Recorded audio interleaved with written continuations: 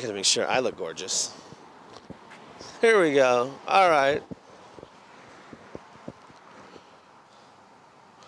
Okay, continuing our tour here in Eastern Oregon. We're here at the Catholic Hospital here in Ontario.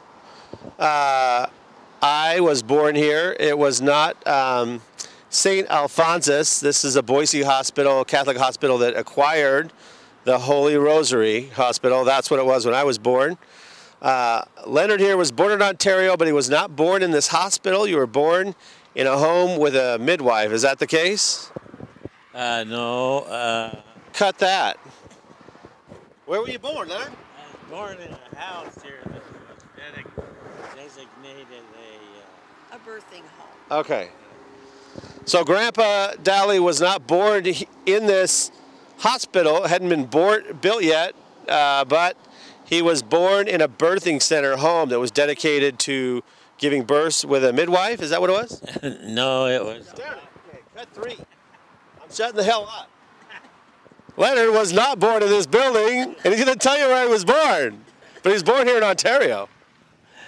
I was born in a house that was designated for babies to be born. Lean out the window a little bit so we can see you, because you're not getting out scot-free. We got to see you. Okay, cool. Okay.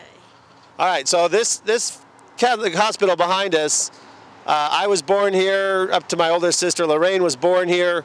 It was not called St. Alphonsus. This is a Boise Catholic hospital organization that acquired the Holy Rosary Catholic Hospital of what it was when I was born and my sister was born. My dad was born here in Ontario, but Dad, tell us where here in Ontario and how you were born. Well, I was born in Brettingham nursing home and was attended to by Dr. Ray Belknap. And where was Boyd born and where was Geraldine born, in the same house here in Ontario? Ditto. Okay. So all the Dahle brothers and sisters were born there. And then Lorraine, she was born here. Do you remember that night, Joan? I do. She was born at 10:58 on June 6, 1959. Clayton was born at 11:35 p.m. on February 18th, 1961. And Delroy was born about 3:15 in the afternoon on January 11th, 1963. And Diana was born here about 6:15 p.m. on January 27th, 1967. And she was the very last baby to have the doctor carry that pregnancy all the way through. Same doctor that delivered Leonard, but Diana was his last pregnancy. He did deliver a few babies after that on call here, but it was interesting that the same man delivered our children as well as their father. And then David was born about 5:30 in the morning on March 25th, 1969. And then Maria was later born. Hold on. I was the only baby that was transported 80 miles an hour because I did not want to be in there any longer. And tell us that story the night I was born. Well, sadly, we were given the gift of a little white poodle by some friends of Daddy's, and someone had shot the little poodle with a shotgun, and he had a lot of little BBs in him. And someone from the ranch had brought him down to a vet, to us, and we brought the vet's office was then within sight of the hospital, and we finished getting the babies out around midnight, or the doctor did, and we went back home to Grandma's house in Vail. And I went to sleep and dreamed that I was having a baby, and I woke up and he was just about ready to be born. So we raced over here about 80 miles an hour or more and got in here, and he was born immediately, and he never cried a peep. He just looked around at this world and said, well, here I am, and off I go. And our last sibling was not born here. She was born where? She was born in Lincoln City, Oregon, on September 22nd, later in the year. in 1972, shortly before 6 weeks before my father passed away. So we were glad that she was able to come before he passed, even if he only got to see her very briefly. So that is the story of this building behind us in our family history. So thank you to the Catholic organization. Took good care of us over the years. Nuns, yes. The nuns. Do they wear like white helmets in there? No. No. Did you ever come here for any injuries? I didn't. Daddy did. What were your injuries, Grandpa? He kept having threatened, apparently, appendix. And he'd be in agony to get down here to the parking lot, and it would ease up. Twice you did that, didn't you? Yeah.